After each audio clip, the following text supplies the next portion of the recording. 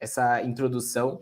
Boa noite a todos e todas. Nós iniciamos agora a última atividade do primeiro dia do 5º Colóquio de Geopolítica Energética, organizado pelo Observatório Latino-Americano da Geopolítica Energética, da Universidade Federal da Integração Latino-Americana. Meu nome é Vitor Rissati, eu sou membro pesquisador do Observatório. Eu estive na moderação de uma das nossas atividades hoje e serei também o moderador desta sessão. A gente relembra os participantes que têm interesse no certificado de horas que se inscrevam e acessem o colóquio pela plataforma da Deutsche, já que nós não vamos emitir certificado pelo YouTube. E nós lembramos também que a qualquer momento as perguntas podem ser enviadas no chat. A gente vai ter um momento específico para que nossos pesquisadores respondam. Hoje nós contamos com 2 pesquisadores que já são muito bem conhecidos do Observatório, mas não por isso eles não merecem ser apresentados, então eu tenho muita honra em apresentar essas duas grandes figuras do Observatório. Astrid Aguilera Casalbon é doutoranda em Relações Internacionais da Universidade do Estado do Rio de Janeiro e bolsista CAPES. Mestre em Integração Contemporânea da América Latina pelo PPG-ICAL, Programa de Pós-Graduação em Integração Contemporânea da América Latina, da Universidade Federal da Integração Latino-Americana, onde também foi bolsista. Bacharel em Economia pela Universidade Nacional de Salta, na Argentina, atualmente integrante do Observatório Latino-Americano da Geopolítica Energética, pertencente ao Núcleo de Estudos Estratégicos, Geopolítica e Integração Regional, o NEGI, e também do Grupo de Trabalho em Energia e Desenvolvimento Sustentável do Conselho Latino-Americano de Ciências Sociais.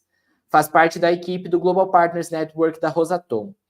Atualmente trabalha na pós-graduação em Regulação do Setor Elétrico na Universidade Federal do Rio de Janeiro, UFRJ, em parceria com o Grupo de Estudos do Setor Elétrico, GECEL, da mesma universidade. Lucas Quero Oliveira é professor adjunto da Universidade Federal da Integração Latino-Americana, onde atua como professor na graduação, no bacharelado em Relações Internacionais e Integração e no ciclo comum, e também na pós-graduação, junto ao Programa de Pós-Graduação em Integração Contemporânea na América Latina. É coordenador do Núcleo de Estudos Estratégicos, Geopolítica e Integração Regional e também é pesquisador do Instituto Sul-Americano de Política e Estratégia, ISAP, e pesquisador colaborador do Núcleo Brasileiro de Estratégia e Relações Internacionais, NERINT, também como do Centro de Estudos Internacionais sobre Governo, CEGOV. Doutor em Ciência Política, com ênfase em Política Internacional, mestre em Relações Internacionais pela Universidade Federal do Rio Grande do Sul e graduado em Psicologia pela Universidade Federal de São Carlos, UFSCar. Devidamente apresentados, agora convido vocês a assumirem o palco e temos muito a aprender com vocês hoje. Então, muito obrigado por estarem aqui.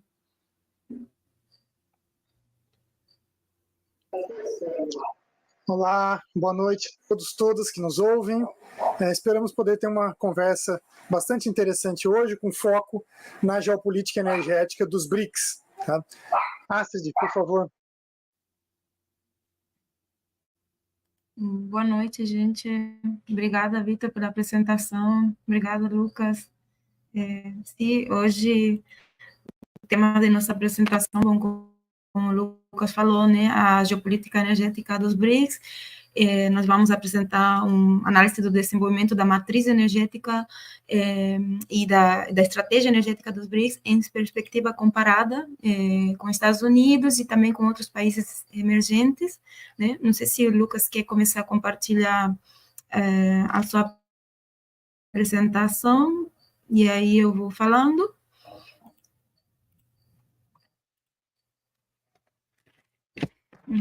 Bom, enquanto o Lucas vai compartilhando também, eu vou explicando um pouco. Você vai compartilhar, né, Lucas?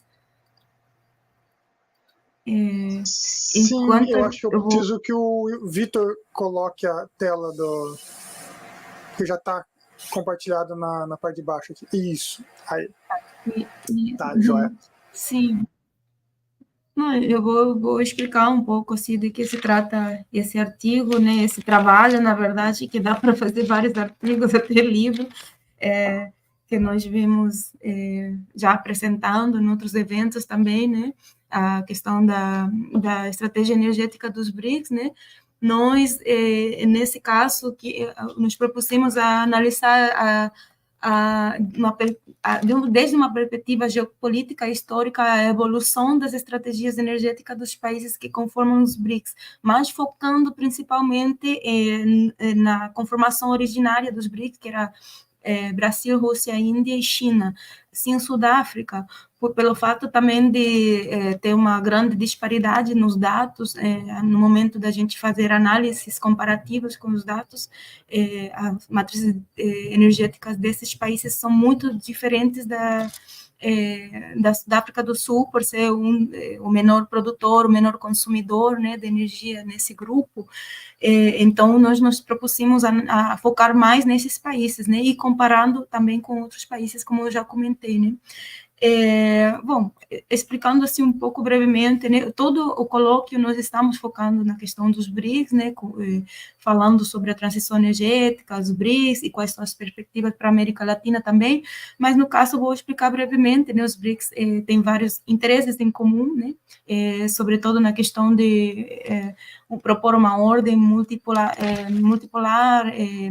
alternativa à ordem dominante atual, né, e também diferentes capacidades, né? Cada país se caracteriza por ter diferentes capacidades no âmbito militar, no âmbito econômico, energético, né?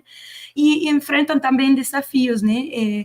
Que os colocam, por vezes, em situações, né, tem interesses em comum entre eles e também tem interesses divergentes, por exemplo, na relação geopolítica complexa em alguns setores, né? Várias complementariedades e contradições, né, entre si, né, e então nós nos propusemos identificar os desafios mais urgentes no que tange a matriz energética, né, analisando, como comentei, a evolução histórica, usamos dados da British Petroleum, né, não sei se Lucas já está compartilhando a tela, porque eu não estou vendo aqui. Usamos dados da British Petroleum, que são dados que são comumente usados, né, em várias pesquisas, né, porque por ter uma base muito completa, né, em comparação com outras bases de dados, e esses dados, usamos os dados também mais atuais, né, dessa base, e, bom, para analisar em termos quantitativos, né, essas matrizes, para ver quão sustentáveis são em termos temporais. E outra coisa que eu não mencionei é que essa base de dados, ela começa em 1965, se não me engano, aí a gente analisa uma série temporal. Podem ser feitas outras análises das séries temporais, a gente pode fazer extrair muitos mais dados, estatísticas, né? Mas no caso nós fizemos somente gráficos de séries temporais, né? Que é também porque é mais fácil, né, de comparar um país com o outro, né? Então nós usamos esses dados para fazer séries temporais, como eu falei, da British Petroleum. E usamos assim, as características básicas das matrizes energéticas, por exemplo, consumo, geração de energia, em alguns setores, né, biocombustíveis, nuclear, petróleo, né, e tentamos ver qual é a situação, né, como é que vem se desenvolvendo cada país, né, em cada uma dessas fontes. Lucas, tu quer continuar ou eu continuo, ou como é que a gente faz? Não, eu ia voltar um pouco até para... Mas podemos começar pelos dados e voltar para a discussão. Claro. Eu estava só trocando a apresentação aqui. É importante ter em mente, tá, que essa análise que a gente está fazendo, a gente está olhando não só para a evolução da matriz energética desses países, por si só, né, como um dado interessante, mas a gente está pensando aqui também, né, na questão de como que isso impacta, tá, a transição de poder. Tá?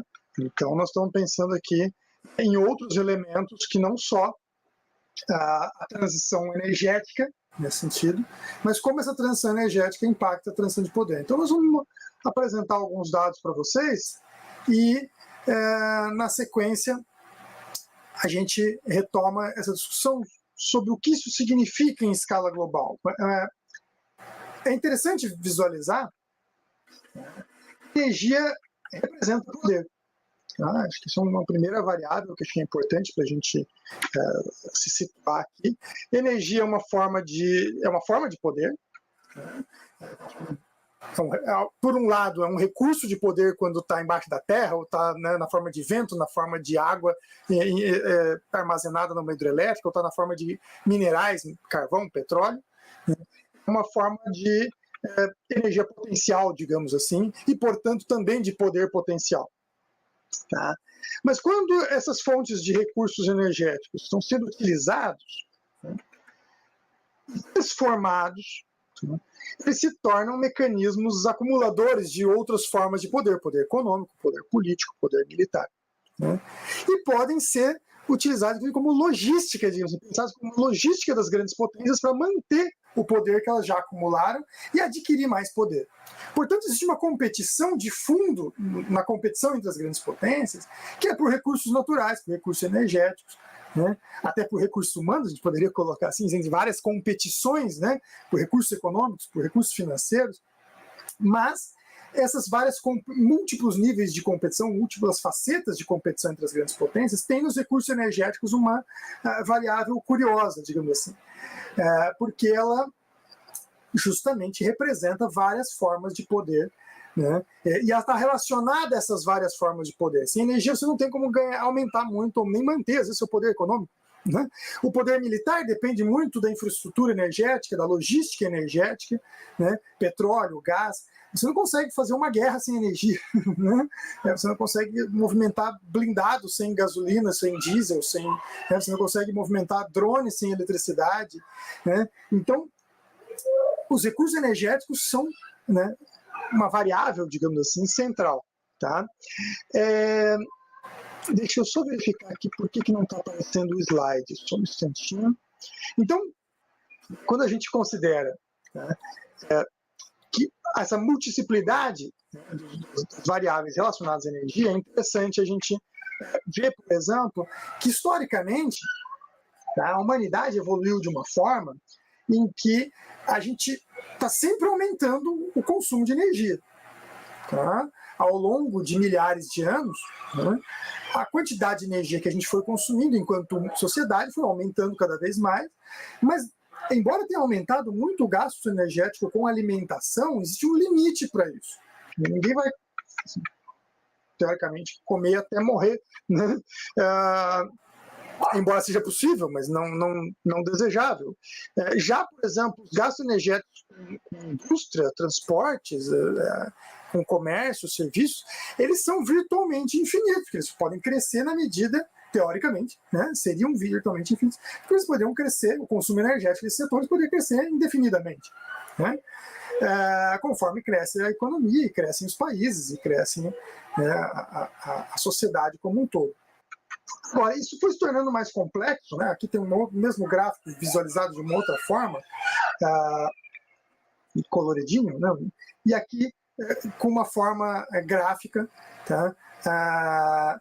Por estágio, digamos assim, no qual, né, esses autores colocam geralmente que nós estaremos numa era tecnológica, né? Embora toda era tenha suas tecnologias, né, e provavelmente no futuro vão nos classificar com um outro conjunto de tecnologias e vão chamar o futuro de tecnológico e a gente de passado. Mas é interessante notar que a energia está relacionada a vários indicadores, como eu disse agora há pouco, como, por exemplo, o desenvolvimento, né, o IDH está altamente correlacionado, tem vários estudos que mostram isso ao longo das últimas décadas, tá? Assim como, por exemplo, o consumo de eletricidade. Inclusive, o consumo de eletricidade está mais relacionado, mais diretamente correlacionado ao desenvolvimento do que o consumo total de energia. Tá? O consumo total de energia, às vezes, é distorcido por coisas, o consumo de petróleo e gás de alguns países ser muito alto. Tá? E muitas vezes esses países serem exportadores também. Tá? Aqui nós vamos ter o mesmo tipo de gráfico com outro, né, em cima os países com maior qualidade de vida, os embaixo os de menor qualidade de vida, no meio o que a gente teria aqui os intermediários, e vocês podem ver que tem uma grande variação, né? Tem países com baixa qualidade de vida que consomem até que bastante energia, né? Mas não tem nenhum país desenvolvido que consome pouca energia, né, por exemplo. Então, aqui a gente vai ter o mesmo tipo de gráfico mostrado num outro formato. Tá? E aí eu queria lembrar que a gente tem aí, no mínimo, Tá? Entre 700 e 800 milhões, alguns calculam até 1 bilhão de pessoas que não têm acesso à eletricidade e outras fontes de energia modernas. Tá? São pessoas que muitas vezes vão cozinhar, por exemplo, não significa que não tem energia moderna, significa que não tem acesso a petróleo e gás. Tá? Petróleo e gás, por exemplo. Então, são alguns exemplos de problemas, né, que estão relacionados ao fato de que a humanidade começou um ciclo de desenvolvimento energético, que essa grande expansão da qual nós estamos falando, na verdade, ela é muito recente. Né? Essa grande expansão é muito recente, e nós passamos de uma transição muito abrupta em que nós consumíamos basicamente, né, era madeira, tá? Madeira, né, biocombustíveis tradicionais, digamos assim, e passamos por uma situação na qual a matriz energética mundial se tornou no século XIX ainda majoritariamente consumidora de carvão, e a partir de meados do século XX, principalmente a partir da segunda metade do século XX, de combustíveis fósseis mais modernos, vamos dizer assim, como petróleo e, crescentemente, mais recentemente, gás natural principalmente nos últimos 50 anos aí. Né? E hidrelétrica moderna e nuclear moderna também, né? Nuclear e eletricidade de origem nuclear, o eletronuclear, também é uma coisa muito recente, dos últimos 50 anos praticamente. Tá? Embora as primeiras usinas tenham aparecido nos anos 50, a produção energética dessas usinas vai começar a aparecer em gráficos desse tipo lá nos anos 60. Aqui o mesmo gráfico, incluindo outras fontes de energia. E aí tem uma coisa curiosa aqui. Embora, por exemplo, entre mais ou menos 1850 e 1950 tenha tido uma diminuição no consumo de biomassa tradicional, hoje a gente consome mais biomassa tradicional, leia-se madeira, tá, do que em 1800, que era na era da madeira. E hoje a gente também consome mais carvão, por exemplo, a humanidade, né, a gente enquanto humanidade consome mais carvão do que, por exemplo, no século XIX. Tá? Inclusive, a gente consome mais carvão hoje do que antes da crise do petróleo de 1973. Tá? Então, quando a gente olha isso, a gente vê que grande parte do crescimento energético, do consumo de energia dos últimos 70 anos, pós-Segunda Guerra Mundial, vamos dizer assim, se deu com a expansão do uso de combustíveis fósseis, inclusive carvão, né? Mas principalmente petróleo e gás. Tá? Os países que tinham hidrelétricas, a maior parte deles construiu as hidrelétricas que dava para construir, não sei, em lugares que era inviável em termos econômicos, técnicos ou ambientais, geralmente socioambientais, né? E as outras renováveis estão começando a aparecer num gráfico desse tipo agora. Né? Lá em cima é muito pequeno ainda o consumo de energia solar, de energia eólica, biocombustíveis modernos e outras fontes de energias renováveis e outras fontes de energias alternativas. Tá? Então, quando a gente pensa numa transição energética nesse sentido, para a gente situar onde os BRICS estão, tá? Em cada era que a gente pode olhar aqui, nós vamos ter um conjunto de grandes potências que vai dominar ou controlar, né, os recursos energéticos de sua época. Tá? Então, por exemplo, os principais usos industriais de madeira até o século XVII era para a fabricação de navios e a queima de madeira para a produção de produtos, né? Aço, metais, metalurgia em geral, a gente consome bastante madeira. Já a partir do século XVIII e no XIX, isso passa progressivamente para o carvão. Tá? Mas até metade do século XIX, a maior parte dos navios ainda eram feitos de madeira, e os primeiros navios de aço, na verdade, eram de madeira revestido de aço. Né? E os navios só vão predominar navios de aço mesmo no século XX. Tá? É muito recente, portanto, essa evolução, né? E essa transformação, por exemplo, do uso do carvão para a indústria, ao invés de uso do carvão só para aquecimento, por exemplo, ou para produção de eletricidade, como vai vir depois. Tá? E no século XIX, até a primeira metade do século XX, a gente pode dizer que, por exemplo, as grandes potências lutaram, disputaram, guerrearam por carvão. Tá aí as seguidas guerras entre França e Alemanha, por exemplo, pela região do Ruhr, né? Uma região carbonífera importante historicamente. Nós podemos acrescentar, por exemplo, de lá para cá, da Segunda Guerra Mundial para cá, a quantidade de guerras por petróleo que nós tivemos pelo mundo afora. Né? Então, na era do carvão, os países lutavam predominantemente por carvão. Na era do petróleo, predominantemente a gente ainda tem lutas por petróleo, né, disputas por petróleo e gás, mas isso está mudando. Né? A velocidade com que isso está mudando, vocês podem ver que é muito lenta. Tá? Provavelmente todos nós gostaríamos que fosse uma transição mais rápida, né, e menos turbulenta, né, no sentido de a gente depender cada vez mais dos combustíveis tradicionais e ter cada vez mais fontes alternativas e mais limpas. Eu acho que é importante destacar o que o professor Jorge Romano destacou hoje à tarde: não existem fontes de energia limpas, existem umas mais limpas que outras, é sempre uma descrição relativa. Tá? Aqui nós vamos ter o mesmo gráficos, né, com o total também dessas fontes de energia, e aqui eu separei, né, quem separou foi o Word in Data, para a gente comparar aqui a quantidade de terawatts produzidos por cada uma dessas fontes. Então, por exemplo, biomassa tradicional e hidrelétrica produzem no mundo hoje em torno de 10 mil terawatts-hora de energia, o que significa mais ou menos 1/5 de tudo que o petróleo produz ainda. Embora a maior parte dessa energia produzida por petróleo seja dos meios de transporte. Tá? Quando a gente separa essas várias fontes, nós vamos ver que o petróleo começou essa expansão, digamos assim, meados ali de 1920, 1930, e a aceleração foi pós os anos 50. O grande crescimento pós os anos 50. E mesmo o carvão, que já vinha crescendo desde lá de trás, teve um crescimento grande a partir dos anos 70 também. A maior parte dessas outras fontes, nuclear, hidroelétrica, mesmo outras renováveis, são muito recentes. Então, é de se esperar que elas também tenham curvas ascendentes.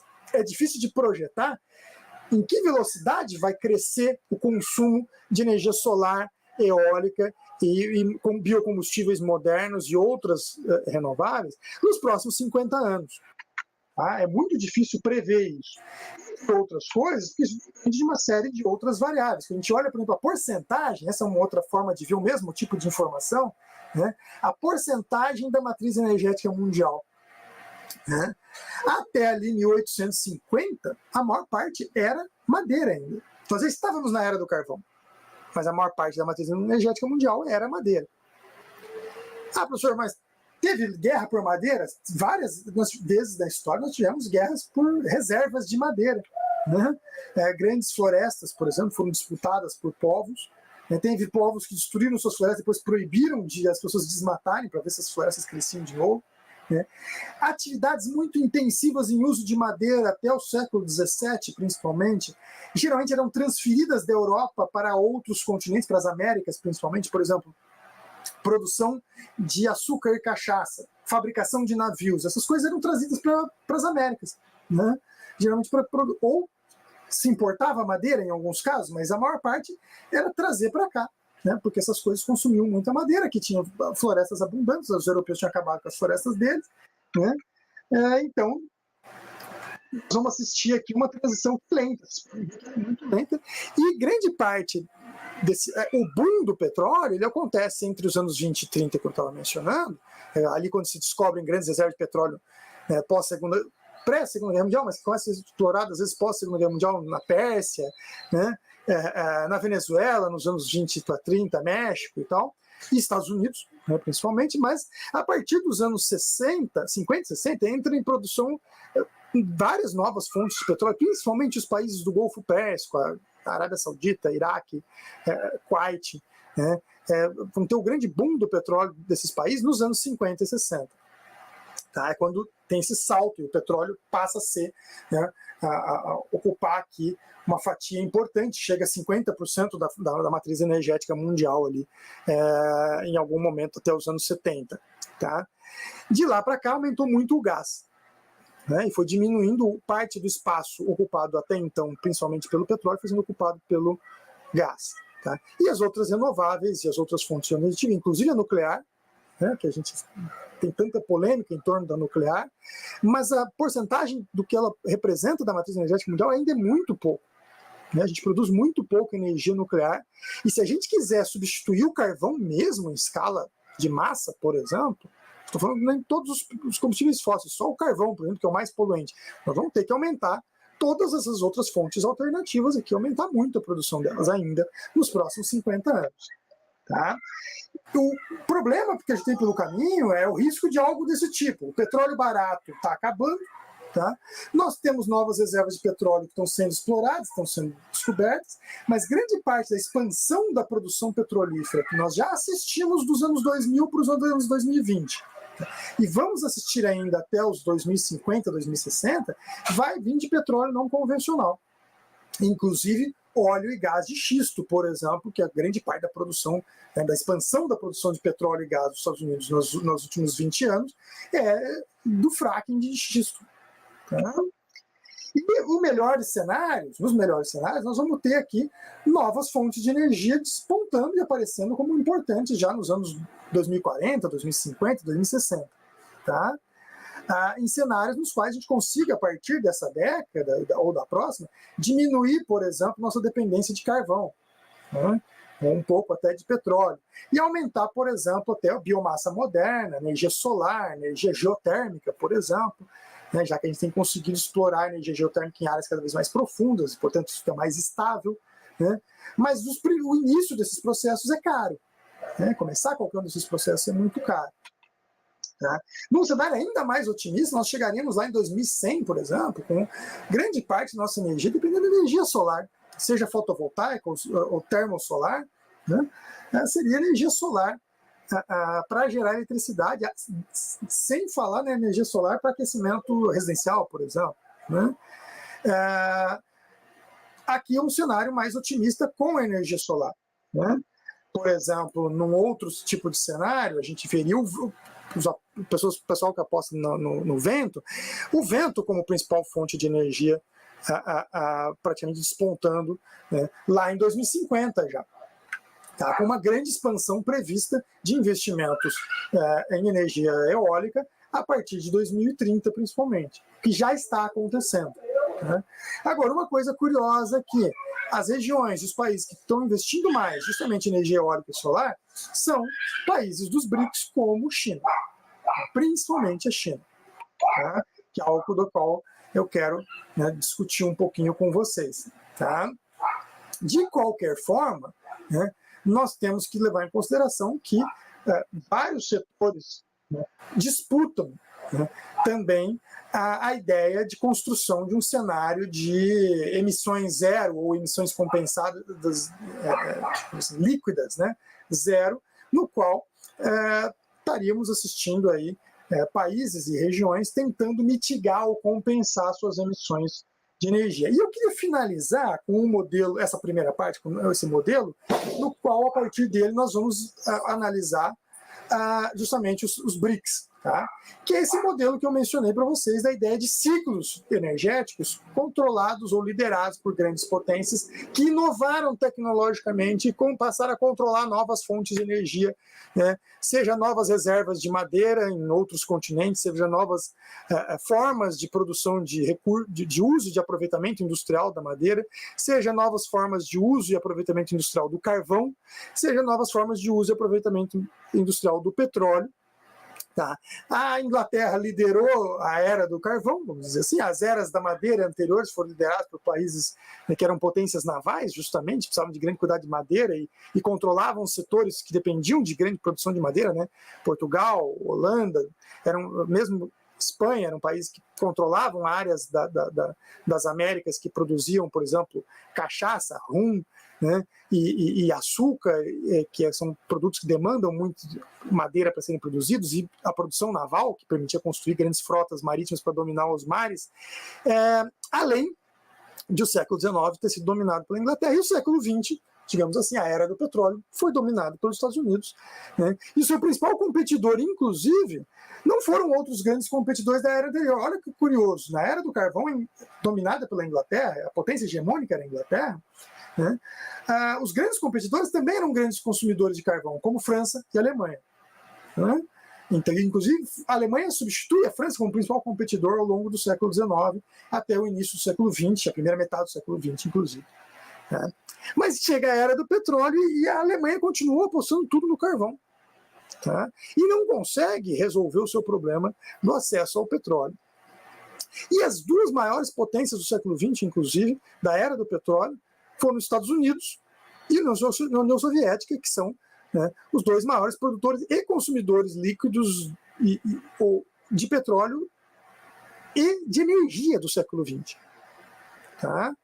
Inclusive, a Rússia era o segundo maior consumidor de energia até outro dia, se a gente olhar na escala temporal, né, É recente esse grande crescimento da China, nesse sentido, tem 20, 30, não tem 30 anos. Né? Então, a gente vai olhar um pouquinho isso de forma comparada. Então, é de se esperar, por um lado, tá, que no futuro a gente não assista guerras por petróleo. Tá?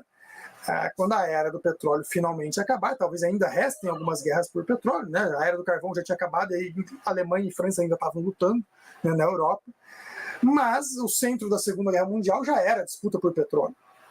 Tá? E eu queria que vocês pensassem que, assim, uma transição energética daqui para frente pode nos dar dois tipos de cenários, vários cenários, né? Mas basicamente dois extremos. Né? Num extremo, primeiro, a gente tem uma transição energética que vai para uma multiplicidade de recursos, uma matriz energética cada vez mais variada e cada vez menos concentrada.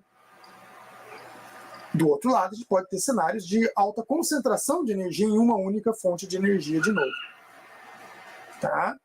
Então, isso pode gerar cenários de diminuição de conflitos e aumento dos conflitos. Tá? Eu faço uma pausa por aqui. Astrid, quer falar uma coisa até aqui? Sim, claro, não. É bom que você mostrou aí, né, através, né, da história, né, dados empíricos, né, o que aconteceu sempre na área, no setor energético, na área energia, as disputas entre os diversos países, né, e nós analisamos esse tipo de questões sempre desde a metodologia ou desde a perspectiva, né, da geopolítica energética. Então, eu queria um pouco falar sobre isso para passar aos dados, né, as tabelas que nós conseguimos fazer, né. Não sei se, Lucas, você quer ir passando esses slides enquanto eu falo, ou posso ir falando aqueles slides das tabelas mesmo dos BRICS, né? Eu tenho elas também, eu posso apresentar aqui também. Pensando aqui, deixa eu só... Oi? Eu vou fazer o seguinte, eu apresento a primeira parte, de repente você apresenta a segunda, pode ser? Sim, claro. Você vai... Eu apresento a primeira parte? Bom, enquanto vai abrindo aí os arquivos, né? Não está dando para escutar, Lucas.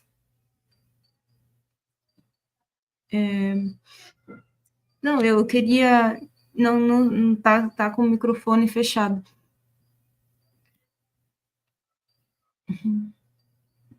Mas eu posso ir falando, tá? Eu queria comentar um pouco, né, nossa perspectiva, né, da geopolítica energética, porque apesar de nós fazermos esse colóquio, vários eventos, ainda é um campo, uma área muito desconhecida, né? A geopolítica energética se refere, assim, basicamente, se pode ser ao conjunto de elementos, né, geopolíticos e estratégicos que influenciam o controle dos recursos energéticos, né, e aí podemos falar das tecnologias, de geração, de exploração, né, da questão da infraestrutura, do transporte, uso final dos recursos energéticos, né, isso em termos muito gerais, né, eu que trato o professor Lucas em vários dos seus artigos e também vários dos outros autores que a gente costuma seguir, né, em termos gerais, nós trabalhamos com essa perspectiva, né, agora nós, como estamos tentando aqui analisar a estratégia energética, né, dos países BRICS, também gostaria de esclarecer um pouco esse conceito, né, apesar de que é muito mais amplo, né, mas podemos resumir, né, como uma questão, como tem algumas estratégias que eu já vou explicar um pouco, tentar resumir elas, né, quais são as estratégias que os países, os estados, ou blocos de estados costumam implementar, né, para controlar seus recursos energéticos, para alcançar um maior nível de segurança energética, mas basicamente nós estamos falando da capacidade de planejar, né, operar, modificar, implementar ações, né, para o desenvolvimento completo, né, do sistema energético, né, integrado também. Como eu falei, podemos considerar um estado ou um conjunto, né, um bloco de estados, né, Então, basicamente, esse também é outro conceito com que a gente trabalha, né? Então, a gente está trabalhando com a estratégia energética desde o ponto de vista da geopolítica energética, e também nós classificamos, né, comumente a estratégia energética basicamente em três, né, que são as principais que os estados, o bloco de estados costuma a implementar, né, a desenhar para o controle. A estratégia de autossuficiência energética, a estratégia do fornecimento externo de energia, do controle do fornecimento externo, né, isso principalmente para países que dependem, né, de fontes externas de energia, e a estratégia de integração energética regional. Essas três estratégias a grandes rasgos são as que a gente também vai ver muito aqui na análise dos BRICS, né? Por exemplo, nós temos um bloco que ele está tentando se integrar, tentando fazer parcerias, fazer associações, parcerias, né? Tentando fazer transferências de tecnologias ou investimentos em conjunto para fortalecer o bloco, e agora a gente viu crescimento do bloco, né? Nesses dias foi anunciado, né, novos integrantes no bloco. Então, a gente vê a questão da estratégia de integração energética nos BRICS, apesar de que ela possa ser ainda muito discutida, muito incipiente. Alguns países têm tentado integrar mais o bloco, outros não têm dado tanta atenção, mas isso a gente consegue ver facilmente, né, neste bloco dos BRICS. E depois a questão também, como eu comentei, da estratégia de autossuficiência energética, a gente vê que cada país, por exemplo, tenta diversificar, né, as fontes de energia, né, descentralizar os setores energéticos, setores elétricos, e tentar também alcançar uma maior eficiência energética, né, com as inovações tecnológicas, né? Então, a gente também pode ver essa questão aqui nos BRICS, por exemplo, né, novas fontes de energia surgindo na matriz energética global, mundial, e os BRICS investindo, vários países, né, dos BRICS, investindo em grandes montos, né, por exemplo, energia solar, energia eólica, como o professor Lucas comentou, né, mudando da matriz, por exemplo, no caso da China, né, que tinha uma matriz predominantemente do carvão, a gente vai ver isso em alguns gráficos, né, mas que ainda continua sendo muito forte, né, o petróleo, o carvão, essas fontes ainda são muito, têm muita relevância, né, nas matrizes energéticas dos países, só que a gente começa a ver uma diversificação, né, que é uma das estratégias, né. Então,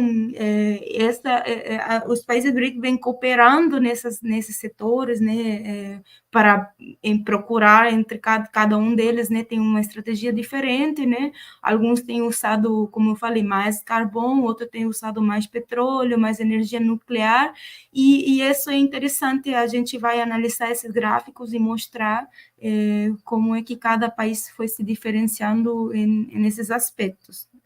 Lucas, tu quer falar, né? Desculpa aqui. Sim, eu mencionar que a gente tem aqui, assim, dentro dessas estratégias, nós tentamos buscar identificar fases em que os países tinham uma estratégia dominante. Por exemplo, e qual seria a estratégia dominante desses países? A China, por exemplo, teve até pelo menos os anos 90 uma estratégia dominantemente que buscava autossuficiência energética, por exemplo, que é muito do que seria a estratégia que os Estados Unidos buscou no século XIX, né? E em grande medida era a estratégia soviética, né? E enquanto que outros países que não tinham muito petróleo, gás ou mesmo carvão vão adotar a estratégia de tentar resolver o problema da sua dependência externa e das fragilidades da sua dependência externa. Índia, Brasil, por exemplo, que sempre dependeram muito de petróleo e gás importado. Tá? Então, como é que esses países se comportaram? E aí tem algumas coisas curiosas aqui só para a gente começar. A gente está usando os Estados Unidos como base de referência porque era o maior consumidor. Tá? E a China ultrapassou os Estados Unidos ali em meados de 2008, 2009, a China já tinha ultrapassado os Estados Unidos em consumo de energia. Tá? A União Soviética era o segundo maior consumidor. Quando ela colapsa, ela perde ali mais ou menos 30%, 40% do seu consumo de energia cai abaixo do que era a média anterior. Tá? A ex-União Soviética dos anos 90 vai consumir o mesmo tanto de energia, praticamente, que a União Soviética dos anos 70. Eles voltam 20 anos no tempo. Tá? Em termos de crescimento do consumo de energia, tem um retrocesso de 20 anos, e eles nunca recuperaram isso. Tá? Eles nunca recuperaram. Até hoje, a ex-União Soviética consome mais ou menos o que consumia ali nos anos 70. Tá? A Rússia, por sua vez, representou metade desse consumo total e hoje representa mais ou menos 2/3, aí, 60% do consumo total de energia da ex-União Soviética. Tá? Por outro lado, desde os anos 70, a gente nota a industrialização, os efeitos da industrialização chinesa já, né, acelerados a partir dos anos 60, em uma linha quase que de crescimento contínuo até os anos 2000. Tá? E de grande crescimento de 2000 para 2020. Tá? Por outro lado, países como o Brasil têm um crescimento também relativamente estável, tirando alguns anos que a gente teve queda no consumo de energia, ali 2001, 2002, por exemplo, aparece nisso. Né? E a Índia tem um crescimento bastante estável, se acelerando, tudo indica, dos anos 2000 para cá. Já o caso do Brasil continua um crescimento relativamente estável. Tá? E aí é interessante a gente comparar algumas fontes. Eu vou pegar alguns gráficos primeiro para a gente ver o tipo de fonte e a gente vai voltar neles as versões mais atualizadas deles. Tá? Como é que a China fez esse salto todo? Basicamente, pensando na estratégia da autossuficiência. O que a China mais tinha dentro do seu território? Carvão. Então foi usando carvão, que era o combustível mais abundante que eles tinham dentro do território deles. Tá? Os Estados Unidos, por outro lado, aumentaram o seu consumo de energia basicamente a partir dos anos oriunda de carvão, a partir dos anos 70, para substituir petróleo, porque ficou caro a partir da crise do petróleo, né? E a ex-União Soviética, no caso a União Soviética, né? A Rússia como herdeiro da União Soviética, eles consumiram principalmente bem menos, teve uma redução significativa do consumo de carvão, porque o carvão era usado principalmente para siderurgia, para a indústria siderúrgica, para a produção de aço. Tá? Espera um pouquinho que eu vou ter que abrir uma porta aqui, tem um pituco batendo. Astrid, tu continua um pouquinho?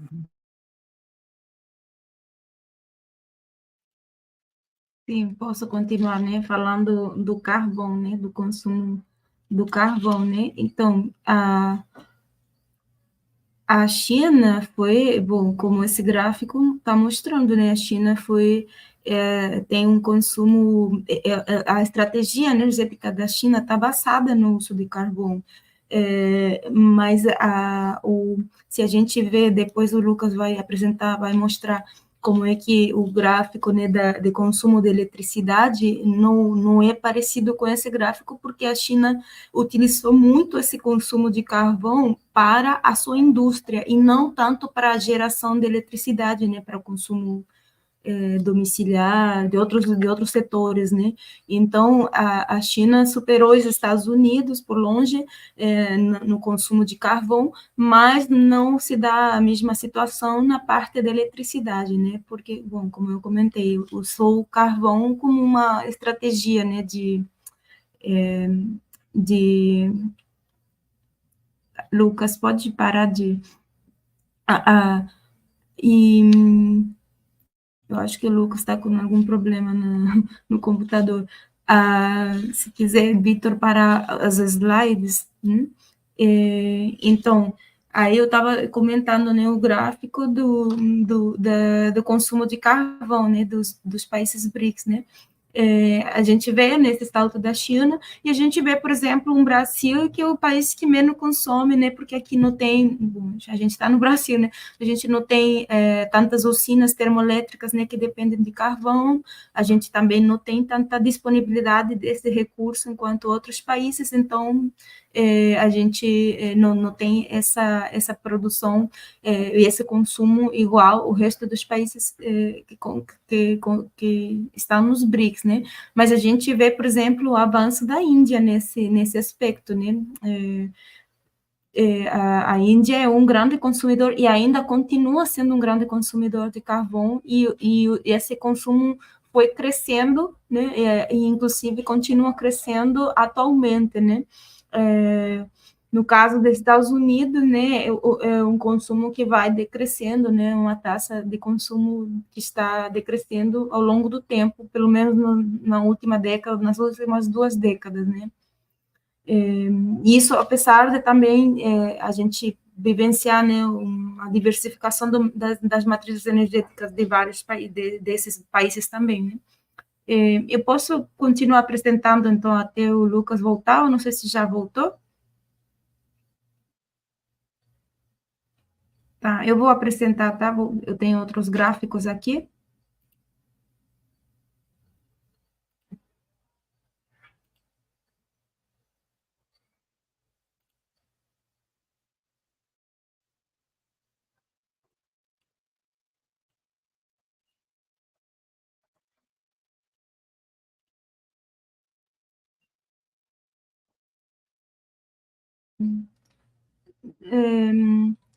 Já estou apresentando, já vai aparecer. Até o Lucas voltar, porque ele teve algum problema, né, de conexão, provavelmente. Tá bom. Lucas, se quiser, então, continua apresentando os seus gráficos aí. Eu estava apresentando, pensei que tinha um problema.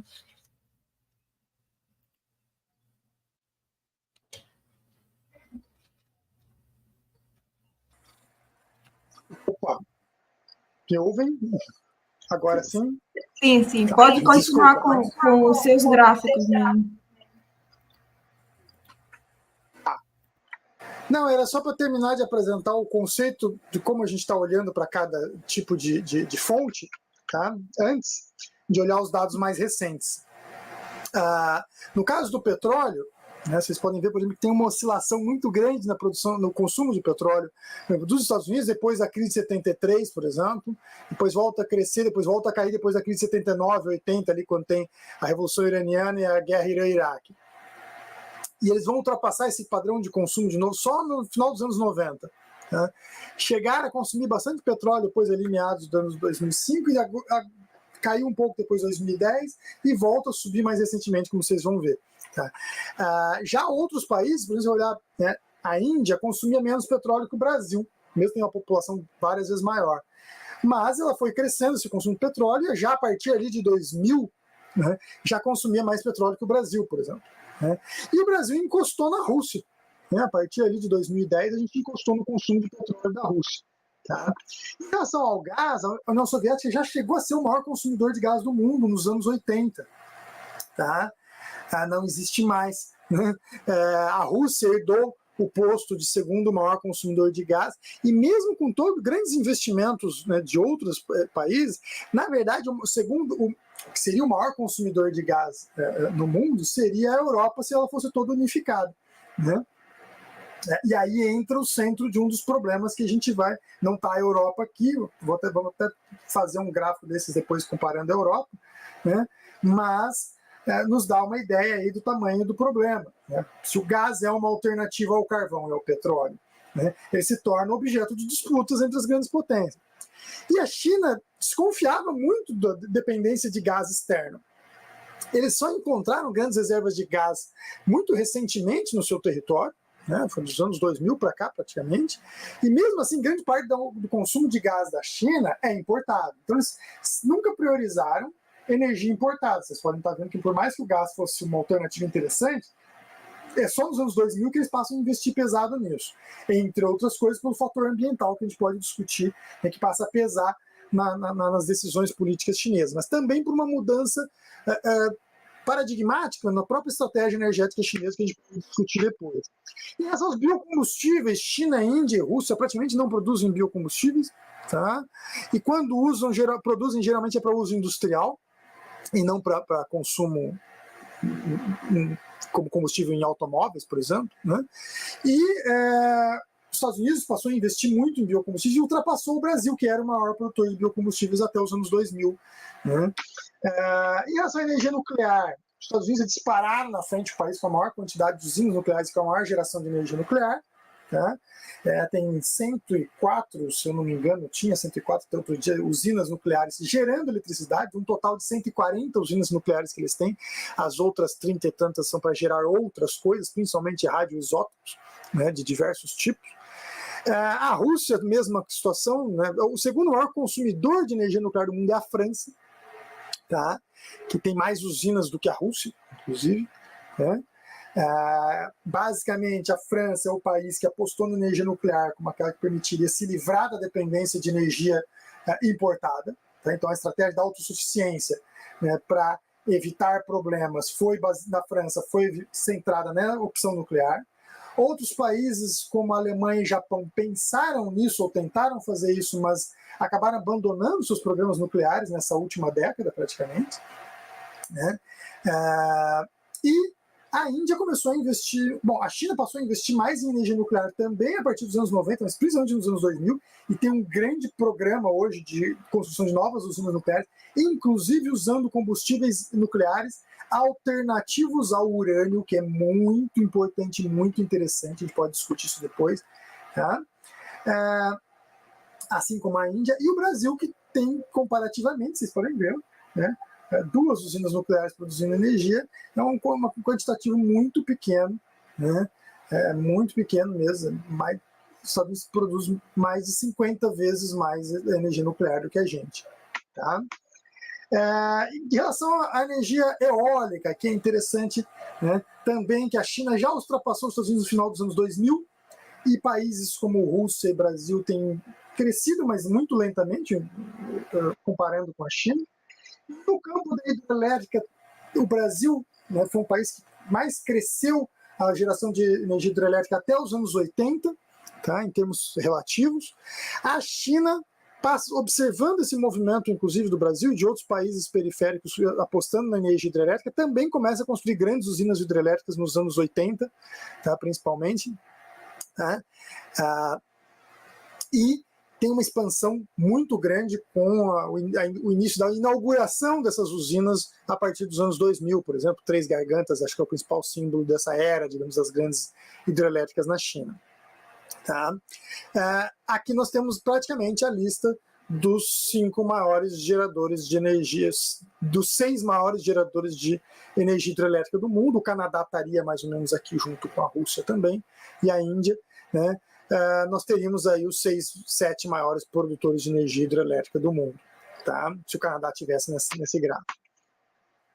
Energia eólica, a capacidade instalada é diferente da geração de energia, né? Só para deixar claro, e também a China disparou na frente de todo mundo praticamente a partir dos anos 2000. Né? Outras fontes de energias alternativas e biomassa moderna, bioeletricidade, geotérmica, né? Estados Unidos também é um país que investia mais, historicamente, e a China começou ali também nos anos 2000 a investir cada vez mais, a China já é o maior investidor nesse setor hoje no mundo. E aí é interessante a gente olhar algumas alterações recentes, né, nesse padrão, tá? Vindo aqui até as crises mais recentes, qual o impacto das crises mais recentes que a gente vai ter, por exemplo, aqui 2019, 2020, 2021, tá? Inclusive, né, 2020 e 2021, o impacto da pandemia. A gente consegue enxergar em alguns desses países, por exemplo, o consumo de petróleo cai em alguns países em função, por exemplo, da pandemia em 2020, né, e da crise econômica gerada por isso. Astrid, se quiser continuar, por favor.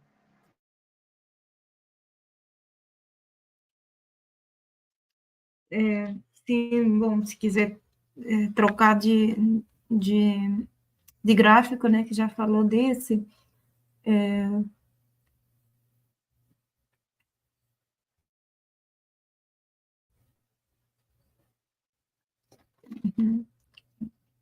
Você achou de carvão e carvão? Sim, já falamos de carvão também. Isso. E a China está em azul escuro agora, isso. Sim, não, o que eu estava comentando aqui, que a China, por exemplo, seria interessante, não sei se tem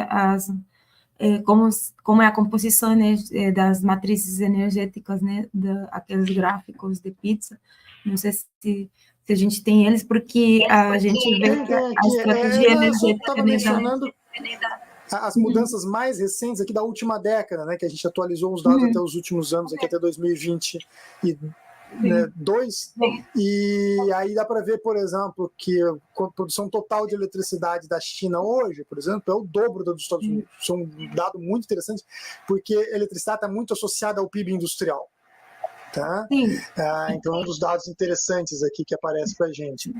Só uma coisa, Lucas, que eu estava comentando enquanto você teve esse problema, né, para compartilhar a tela, que é interessante ver o gráfico esse de consumo de carvão e aquele de consumo de eletricidade, né? Porque a China supera os Estados Unidos no consumo de carvão por longe, né? Mas no caso de eletricidade só começa a ter um maior consumo de eletricidade a partir de 2010, mais ou menos 2009, 2010, né? A China começa a superar os Estados Unidos em consumo, mas no carvão eles têm superaram os Estados Unidos por muito antes, porque eles usaram esse carvão, né, para o setor industrial, né? E isso é uma clara estratégia, né? Também tem a ver com a disponibilidade desse recurso lá, né?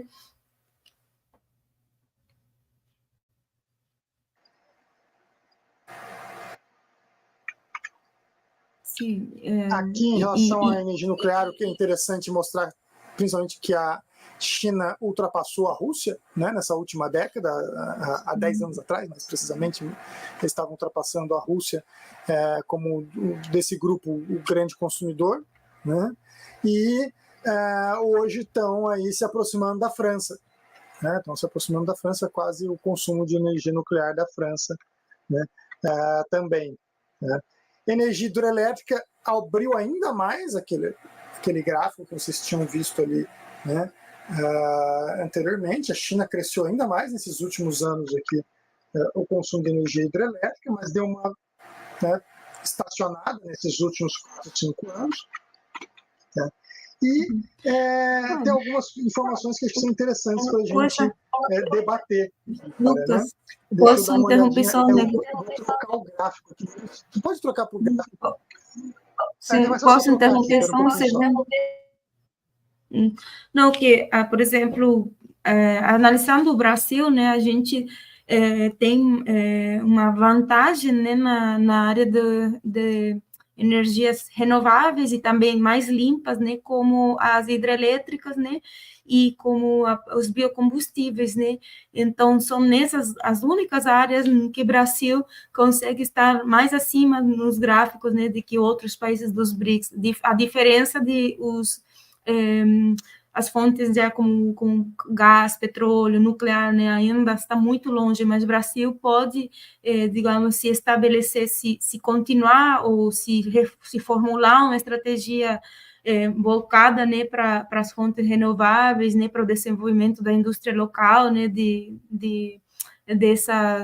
dessa área, né, das fontes renováveis e mais limpas, aí poderia ter um ganho maior, né? Era só um comentário, assim, que...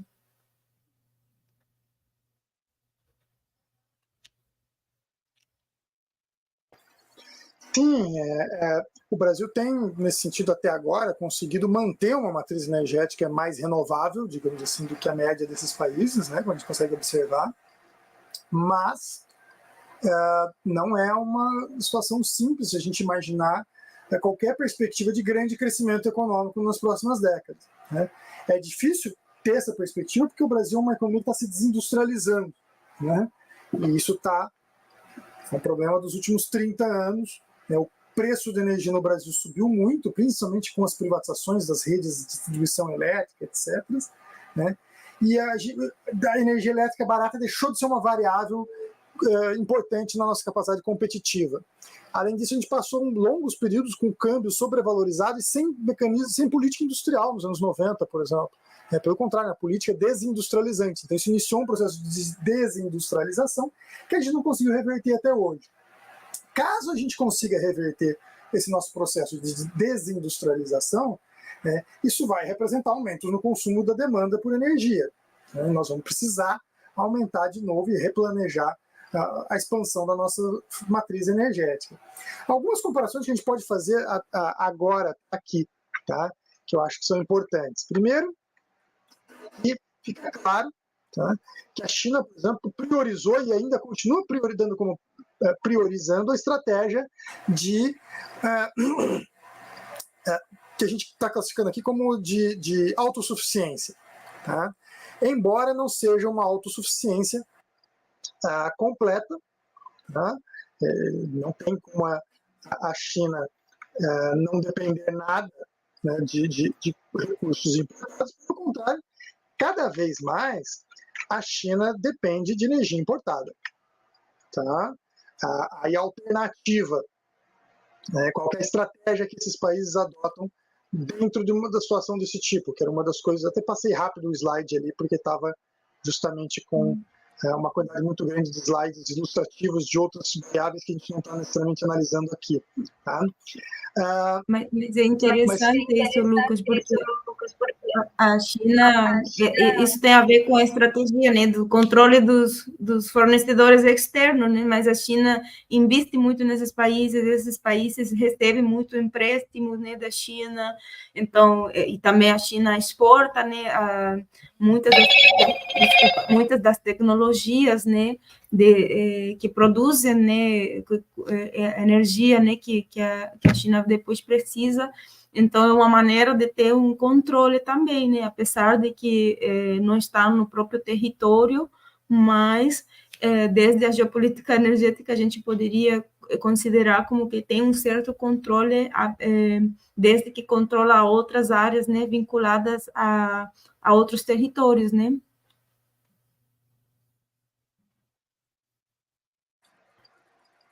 Sim, está associado à preocupação com o controle da energia externa. Né? E aí, historicamente, né, as grandes potências buscaram controlar isso pela força. Tá? Isso é uma variável importante para a gente ter em mente, né, historicamente. Essa estratégia que as grandes potências adotaram é o que a gente costuma chamar de segurança energética, ou securitização do acesso à energia, que eles vão militarizar o acesso a suas fontes de recursos energéticos no exterior. Como, por exemplo, a França militarizou, né, o acesso e o controle de recursos energéticos, por exemplo, gás, petróleo e inclusive urânio na África. Isso hoje começa a gerar uma série de reações nessas regiões e nesses países. Não é à toa que quando, por exemplo, derrubam um governo pró-França no Mali ou na Mauritânia, uma das coisas que os caras fazem é acabar com a exportação de urânio para a França. Né? Ou aumentar muito o preço do urânio, por exemplo, que era cobrado. Tá? O que aumenta os custos e aumenta a insegurança energética para a França, por exemplo, nesse caso.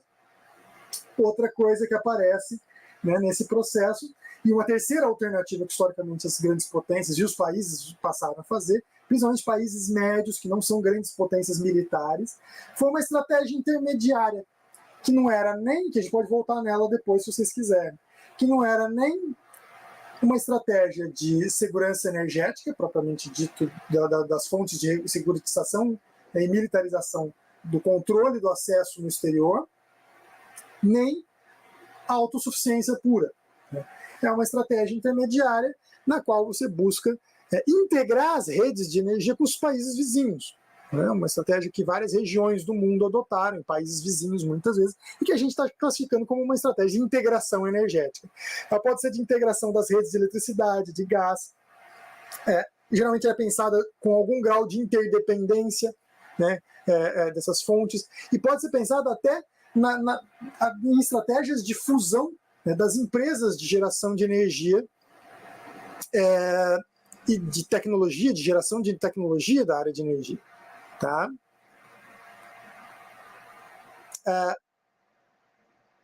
Astrid, tu quer falar das matrizes energéticas comparativamente deles?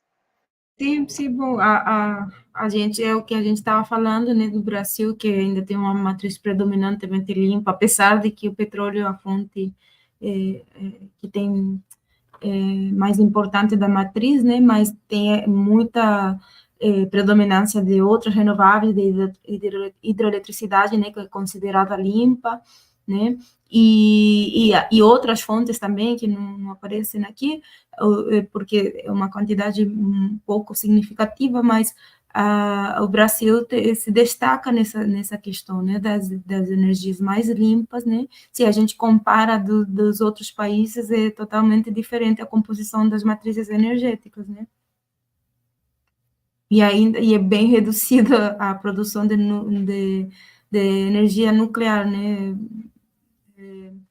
Bom, a gente vê na China, né, como a gente comentou também anteriormente sobre o papel, a importância do carvão, né, carvão mineral, petróleo, né, a maior parte, a maior predominância das fontes não consideradas limpas, né, gás natural, petróleo, e as fontes renováveis, apesar de que elas tiveram um crescimento significativo nesses últimos anos, né, mas ainda é uma porção muito reduzida, né, na participação das matrizes energéticas, da matriz energética da China, né?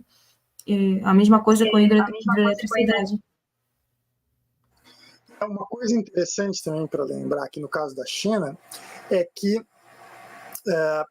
com todo esse crescimento da geração de energia nuclear que eles tiveram nas últimas décadas, isso ainda representa só 2% da matriz energética deles, né? É uma coisa impressionante nesse sentido. Ou seja, a quantidade de carvão que a China consome é um negócio brutal. Tá?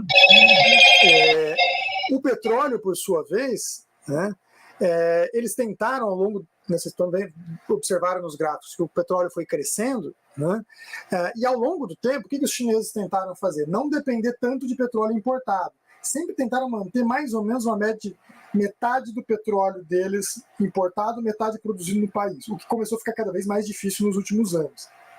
Então, ter uma política de aproximação com outros países exportadores de petróleo se tornou cada vez mais importante para a diplomacia chinesa ao longo dos últimos 20 anos.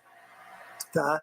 Ao mesmo tempo que eles dependem de alguns grandes produtores, eles tentam diversificar o máximo possível, né, as regiões dos seus fornecedores para não depender de um único grande exportador.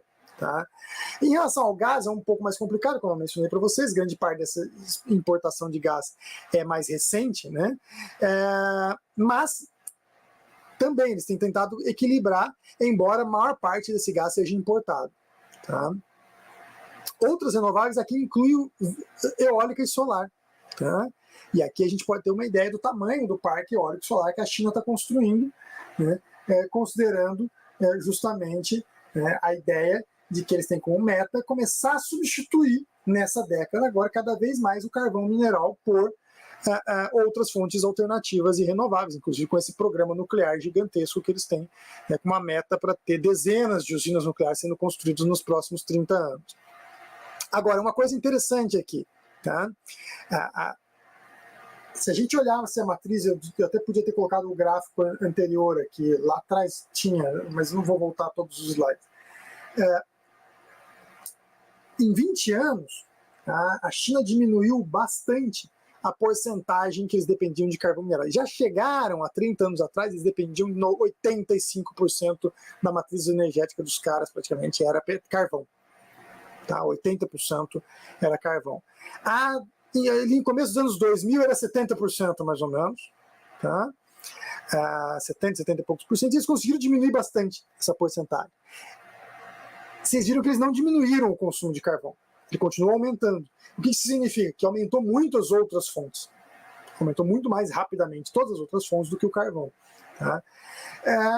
Ao mesmo tempo, a China passou a apresentar, dos anos 2000 para cá, problemas ambientais cada vez mais consideráveis, que passaram a exigir justamente uma estratégia de diversificação energética, apostando mais nas renováveis. Né? Por isso a China construiu o maior parque eólico do mundo hoje. Tá? O maior parque eólico, o maior parque de painéis solares fotovoltaicos do planeta hoje estão na China. E a velocidade com que eles estão expandindo esses parques é um negócio impressionante. Tá? Então a China também é o maior investidor mundial nesses setores. Isso se deve a uma mudança da política interna chinesa, que passou a priorizar não só a segurança, né, de um recurso nacional, eólica e solar também são, hidrelétrica também são recursos nacionais, mas passaram a ter essa preocupação ambiental. Primeiro, de instalar filtros, né, nas fábricas e nas termoelétricas a carvão para diminuir a emissão de poluentes, né, porque o ar das grandes cidades do norte da China começou a ficar irrespirável. Tá? E isso começou a gerar problemas sociais e ambientais graves. Né? Por exemplo, passaram a ter com muita frequência problema de chuva ácida, e chuva ácida destrói a agricultura, por exemplo. Né? Ou seja, começou a ter problemas na segurança alimentar. Né? Não dá para a segurança energética competir com a segurança alimentar. Né? E não podemos esquecer que tem ali uns 15%, 15, 20% do parlamento, do Congresso Nacional do Povo na China, que são representantes de categorias, né? Por exemplo, de burocracias, militares e camponeses e operários, tá? Que têm representações que não são necessariamente partidárias, tá? Além de uma grande quantidade de representantes eleitos no campo, digamos assim, na zona rural. O conceito de zona rural na China é um pouco diferente do nosso. Né? Hoje, acho que, se eu não me engano, cidades com menos de 50 mil habitantes é considerada zona rural lá. Né? Aqui, 50 mil habitantes na cidade média, quase. Né? Então, a gente considera geralmente, né, qualquer aglomeração urbana como uma cidade. Né? Os chineses não, eles tratam essas regiões como zona rural. Então, passaram a ter essa preocupação ambiental e passaram a ter uma preocupação de compensação dessas emissões também, plantando uma quantidade absurda de árvores. É o país que mais planta árvore do mundo por ano, em todo lugar. Né? Inclusive com arborização urbana. Várias das grandes cidades chinesas que eram irrespiráveis até 20 anos atrás passaram a ter uma grande quantidade de árvores dentro da cidade, plantadas mesmo, trazendo as árvores grandes, sabe? Não foi plantar uma mudinha para esperar crescer, não. Trazia de regiões plantadoras de árvores, ou que tinham grandes árvores, e transplantava as árvores para dentro das cidades em escala industrial. Isso mudou a paisagem de muitas das grandes metrópoles chinesas nos últimos 20 anos. Mesmo assim, com todo esse esforço, a China ainda depende, em mais de 50% da sua matriz energética é carvão. E isso é a indústria que ainda depende muito do carvão. Tá? A China tem uma situação semelhante, a Índia tem uma situação semelhante, tá? Com um pouco menos de outras renováveis e um pouco menos de gás natural. Mas a Índia é outro país que aumentou bastante também o consumo de petróleo e fontes de energia hidrelétrica, por exemplo, e outras fontes modernas para substituir o carvão. Gás, principalmente, no caso, mas a porcentagem não é tão grande, né, e o consumo não é tão grande no total como a China, mas a matriz energética indiana é parecida com a da China, se vocês observarem aqui. Né? Não são tão diferentes assim, se a gente olhar até, né, relativamente próximas. Mas o consumo, Lucas, mas o consumo da Índia, né, e de carvão, a tendência era aumentar, pelo menos isso é o que reflete nos dados, né? A gente não sabe, né, se eles estão tendo outras estratégias para diminuir esse consumo, igual fez a China, mas no caso da Índia, a tendência é aumentar também para o tamanho da população, né? Os gráficos que a gente mostrou ali mostram um aumento do consumo de carvão na Índia, né? Mas mais lento que as outras fontes, talvez por isso que diminuiu um pouco. A Índia tinha também, ela chegou a ter uma matriz energética que há uns 25, 30 anos atrás era também 70% para carvão, né? E eles conseguiram diminuir aumentando as outras fontes. Não é porque eles diminuíram o consumo de carvão, é porque eles aumentaram mais aceleradamente petróleo e gás, por exemplo, né? E mesmo hidrelétrica, coisa do tipo. Tá? Então, chegamos à Rússia, né? E eu fechei. Né? A Rússia, como vocês podiam ter visto aqui, né? Observaram, é uma situação um pouco diferente, né? Porque eu vou botar o gráfico de volta aqui, metade da matriz energética da Rússia é gás. Né? Então, é uma situação um pouquinho diferente dos demais, né? Ela também tem uma matriz energética predominantemente dominada pelos recursos fósseis. Tá? Se a gente for olhar aí, 85% da matriz energética russa praticamente é recursos fósseis. Tá? É o segundo, ou, né, disputando ali terceiro lugar, quarto maior consumidor de energia nuclear do mundo agora, né? perdendo para a China e para a França e para os Estados Unidos. Mesmo assim, a energia nuclear não chega a 10% da sua matriz energética. Tá? Carvão mineral, eles diminuíram, né, ao longo das últimas décadas, como eu mencionei, porque o carvão mineral era muito usado na indústria, na era soviética, e a ex-União Soviética se desindustrializou bastante de lá para cá. O colapso da União Soviética acabou com a indústria deles. Né? A Rússia teve uma reindustrialização relativa na última década, principalmente, mas eles não voltaram para o carvão, eles continuaram usando o gás. Tá? Então, essa é uma outra coisa curiosa na estratégia russa, que também é uma estratégia de autossuficiência energética e que não só é de autossuficiência, é um país que pode se dar o luxo de planejar suas exportações e planejar a diversificação das suas exportações. Né? Eles dependiam muito das exportações para a Europa e passaram a diversificar suas exportações para a Ásia, principalmente depois de algumas crises começaram a acontecer com a Ucrânia há mais ou menos 20 anos atrás. Né? Para a Ásia e para a África também. As primeiras crises ali entre Rússia e Ucrânia ali nas eleições de 2003, 2004, e depois na era do Euromaidan, 2013, 2014, aí a coisa ficou feia, né? Que eles cortaram o gás para a Ucrânia de vez, e aí a situação ficou bem mais complicada. Tá? Lucas, aí é importante contextualizar no caso dos BRICS, né? Que está tentando cooperar com vários dos países BRICS, com a Sudáfrica, com a África em geral, né? A Rússia está tendo uma estratégia também, né, de expandir as suas relações, né, energéticas com esses outros países, né, diversificando, né? Com a América Latina também, né? E principalmente também na área nuclear, né? Que eles têm grande desenvolvimento tecnológico, né? E controle de várias tecnologias aí chaves, né? Então, isso também é importante contextualizar nesse âmbito dos BRICS. Isso, eu queria mostrar um outro gráfico aqui para vocês, né, só para a gente voltar ao debate sobre os BRICS de uma forma comparada. Né? Então, por exemplo, quando o conceito de BRICS surgiu lá no início dos anos 2000, né, ele se referia simplesmente a uma carteira de investimentos, em que um banco, né, o Goldman Sachs, dizia, olha, invistam nesses países, vai dar mais retorno em 50 anos, investimentos de longo prazo, vai dar muito mais retorno, do que investir no G7, por exemplo. Então não era uma coisa política, nem geopolítica. Né? Quando esses países se reuniram, começaram a se reunir, fazer fóruns, e vamos criar um bloco, né, de fórum, que seja um fórum permanente, né, não é uma organização internacional ainda, vejam, não tem sede, não tem uma infraestrutura burocrática própria, mas passaram a ter tratados. Né, passaram a ter tratados e reuniões de cúpula periódicas, temáticas e de cúpula mesmo, né, com os presidentes se encontrando.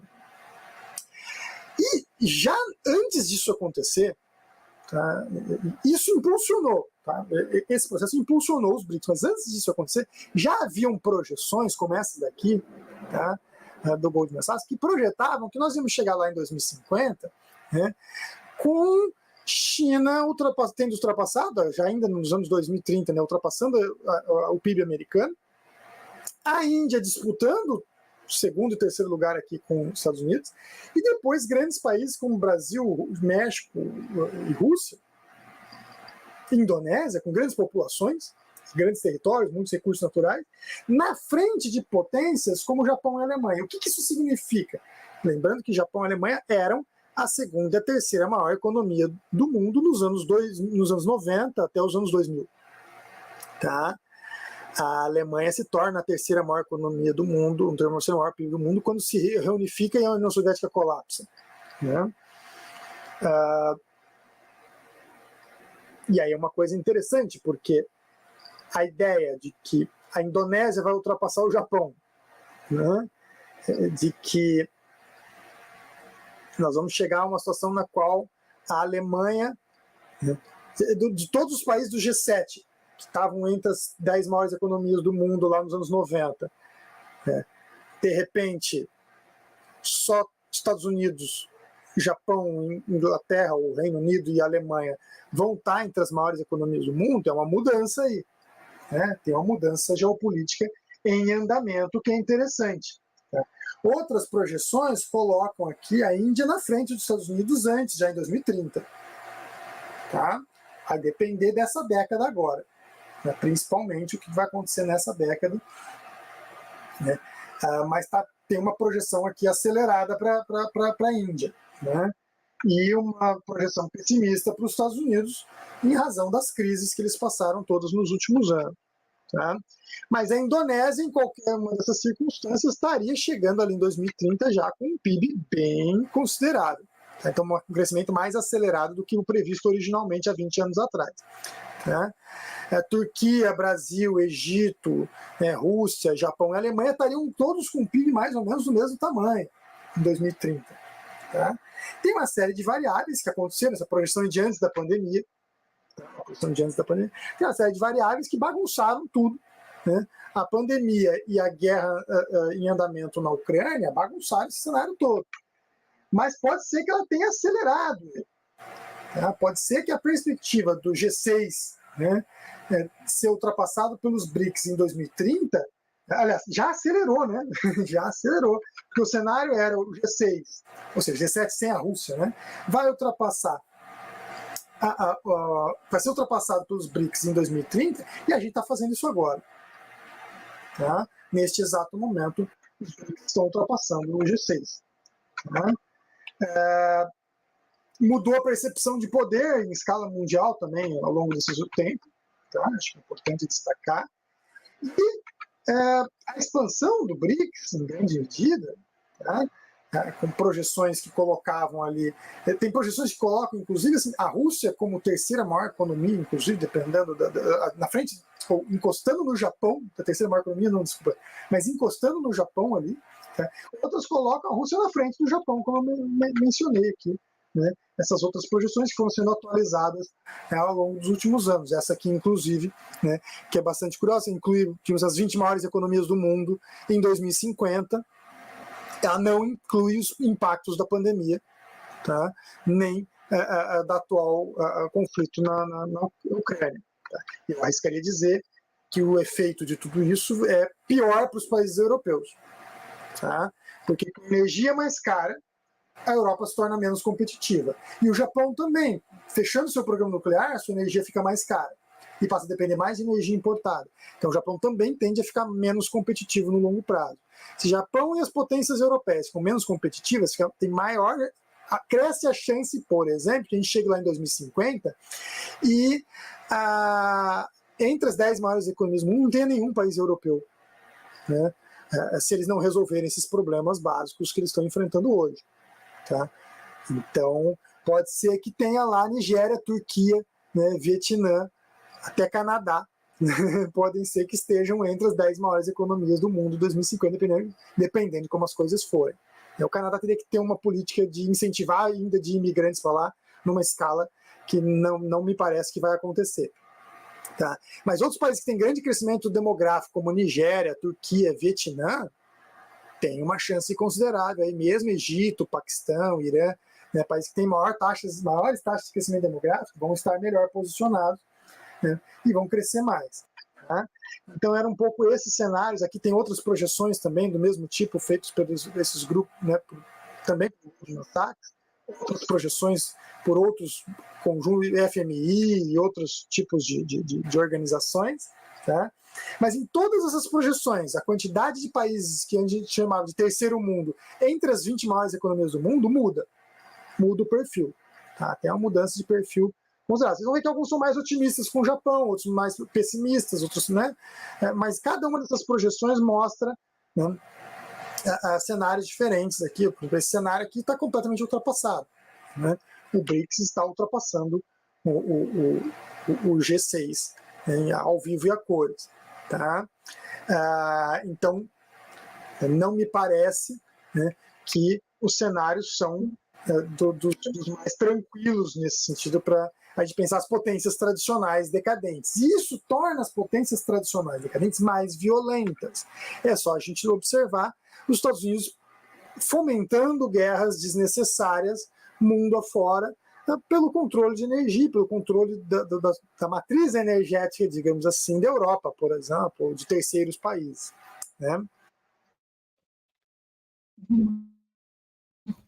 E essa percepção, né, de falta de segurança, né, energética faz com que vários dos países BRICS também tendam a controlar seus próprios setores energéticos através da nacionalização, né, por exemplo, de alguns segmentos, né, da cadeia de energia, de energia elétrica, energia em geral. Mas no caso do Brasil, bom, a gente já comentou que isso está se dando de outra maneira, né, porque está tendo uma desindustrialização, teve a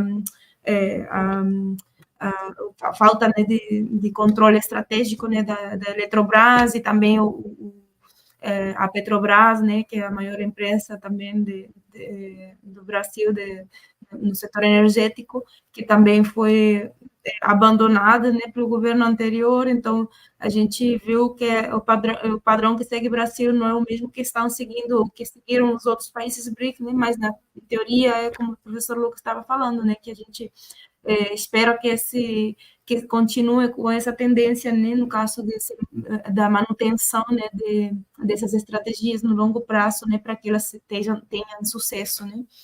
E, bom, não sei se a gente pode ir concluindo também, né, bom, essas são algumas conclusões também, né, do trabalho, mas a gente estava vendo aqui que tem uma pergunta, eu vou ler a pergunta, tá, Lucas? O Victor quer ler? Eu posso ler a pergunta também. Obrigado, Obrigada. Astrid. A gente tem uma pergunta do Jorge Gonçalves. Pergunta destinada ao professor, mas com certeza a Astrid também pode contribuir com isso. Professor, a exploração de novos postos de petrolíferos ao redor do mundo, como o projeto Willow nos Estados Unidos, reduzindo assim o preço do petróleo, não representaria um risco na busca por novas fontes?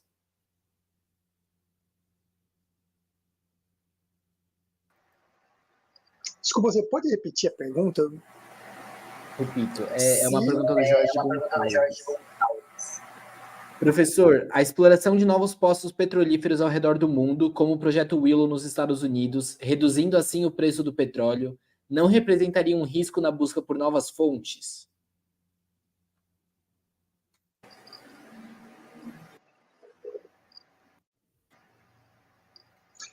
Então, voltando ao problema da estratégia energética, né? Os Estados Unidos voltou para uma estratégia energética de autossuficiência,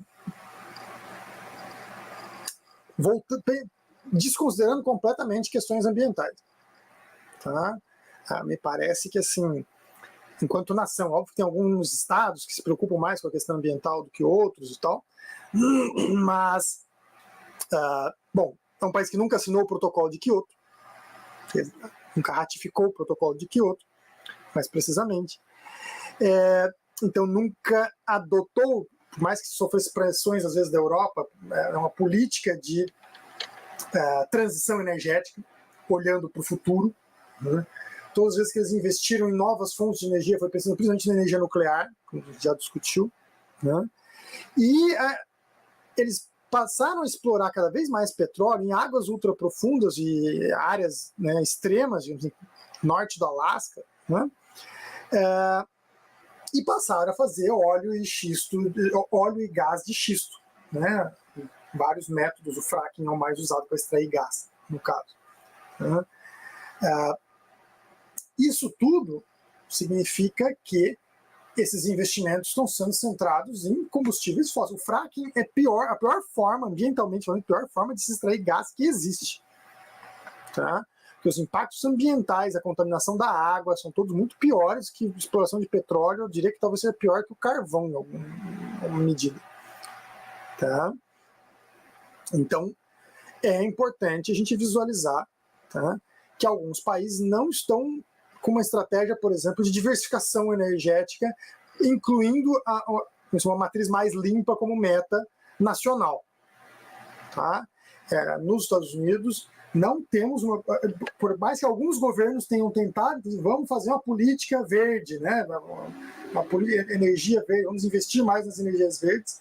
O Partido Democrata geralmente abraça mais essa bandeira. Não é uma política que os Estados Unidos conseguiu transformar como uma política de Estado. A Europa já ao contrário, entre outras coisas, por causa da preocupação com segurança energética também, Tá?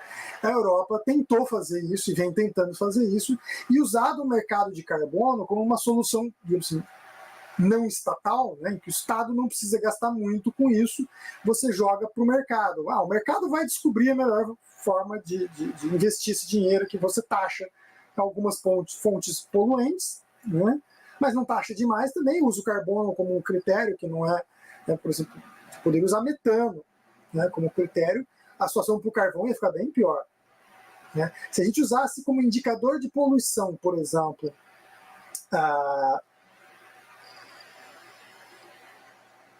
ácidos jogados na atmosfera, por exemplo, ácido sulfídrico, né, ácido sulfuroso, ácidos sulfurosos em geral, o carvão é uma desgraça. Entende? Então, sai de uma relação em que o carvão, de repente, é 2, 3 vezes mais poluente, 4 vezes mais poluente que o gás, vamos supor, e vai para uma relação em que o carvão é 50 vezes mais poluente que o gás. Entende? Então, dependendo dos critérios que a gente usa para taxar o carvão e tirar dinheiro do carvão para investir em renováveis, muda a escala de dinheiro que você está realmente tirando de um setor e pondo no outro. Tá? No fundo, esse mercado de carbono acaba funcionando como um mecanismo redistributivo dentro da lógica de mercado. Mas não são investimentos multibilionários dos estados. Não são os governos que estão fazendo investimentos multibilionários em energias renováveis alternativas e pensando uma transição energética de forma realmente planejada. Isso voltou a aparecer de novo agora na Europa por causa da guerra. Ou seja, uma questão com a segurança nacional que mobilizou de novo, precisamos de energias renováveis alternativas, os governos voltarem a investir nisso. E tem, inclusive, um debate lá importante nesse sentido, né? Será que não era melhor esse dinheiro todo que a gente está mandando para a Ucrânia estar investindo em energia alternativa, energias renováveis aqui na Europa? Né? Esse debate está começando a aparecer lá. Tá? Está começando a ser feito. Então é interessante a gente ver as consequências disso. Existe sim uma competição entre investimentos, principalmente em energias mais pesadas, em energias alternativas e renováveis. Por outro lado, tá? Muitas das energias alternativas, a maior parte das energias alternativas, que dependem de forças da natureza, vamos chamar assim, as energias renováveis, energia solar, eólica, hidrelétrica, são as mais importantes, mesmo biomassa e biocombustíveis, tá? Que permitem, em alguma medida, armazenar certas quantidades de energia, né? São fontes de energia instáveis, tá? Cíclicas, que dependem de ciclos da natureza, o ciclo do dia e da noite para o sol, né? E para o vento, inclusive, né? Os ciclos das estações do ano, para a produção de grãos, ou de madeira, ou de, né, biocombustíveis. Então você fica dependente com essas fontes de algum grau de oscilação, que pode ser grande, né, de luz, vento. Uma época do ano tem muito sol, outra época chove demais e não tem sol, né? Então, as energias renováveis têm essa desvantagem, né, para você ter uma energia segura, né, e estável. Portanto, né, e isso o carvão dá, o gás dá. Né, essa segurança e essa estabilidade para a matriz energética, o gás, o carvão e o petróleo dão uma estabilidade muito maior. Né. Das energias renováveis, a hidrelétrica é a mais estável porque permite fazer grandes represas, só que as grandes represas também têm consequências, né, socioambientais. Então, nada é 100% limpo, como a gente estava discutindo. Não existe energia limpa. De repente, a hidrelétrica é mais limpa que o carvão, ok? Todo mundo concorda. Mas tem consequências também. Tá? Nesse contexto, né, para a gente pensar qualquer um desses cenários que a gente apresentou para vocês de transição energética, investimentos massivos, energia eólica, para você poder depender de grande quantidade de energia eólica, tem que ter investimentos maciços, tem uma capacidade ociosa gigantesca. O mercado não vai fazer isso, porque não dá lucro. Você precisa ter uma capacidade ociosa gigantesca para depender mais de energia eólica, principalmente em regiões que tem muita oscilação de vento, como na China, de uma época do ano para outra. Tem época do ano que venta muito, você usa bastante a energia eólica, aí você economiza a água das hidrelétricas. Né? Na outra época que você tem, né, menos vento, você solta mais água das hidrelétricas. Né? Então, eles acabaram construindo um sistema lá que compensa eólica, solar e hidrelétrica, estão bastante integrados como energia, não abandonaram a energia firme, que os engenheiros gostam de chamar, né? Energia firme, que é a base, né, da qual a sua matriz energética vai depender, que são os fósseis. Como é que eles estão lidando com isso? A ideia é de manter como energia base, daqui para frente, cada vez mais a nuclear. Cada vez mais a nuclear. E para não depender só de urânio, inclusive, estão investindo em outros combustíveis nucleares alternativos. Acho que o pessoal de amanhã vai estar comentando isso com mais detalhes. Pode comentar isso com mais detalhes para vocês. Tá? Perfeito, muito obrigado pela resposta. Com isso, a gente encerra essa rodada de perguntas, nós só tivemos essa, né? Então, novamente, gostaria de agradecer a participação de vocês dois, grandes figuras do Observatório novamente, né? Então, muito obrigado. E agradeço também os ouvintes que nos acompanharam até agora, agradeço pela pergunta do Jorge Gonçalves. E amanhã a gente segue com a programação do colóquio, segundo dia, nós temos várias atividades, várias mesas interessantíssimas, então continuem ligados, antenados, para aproveitar toda essa programação que a gente preparou. Muito obrigado mais uma vez e boa noite. Muito obrigado, boa noite. Obrigada, gente, boa noite.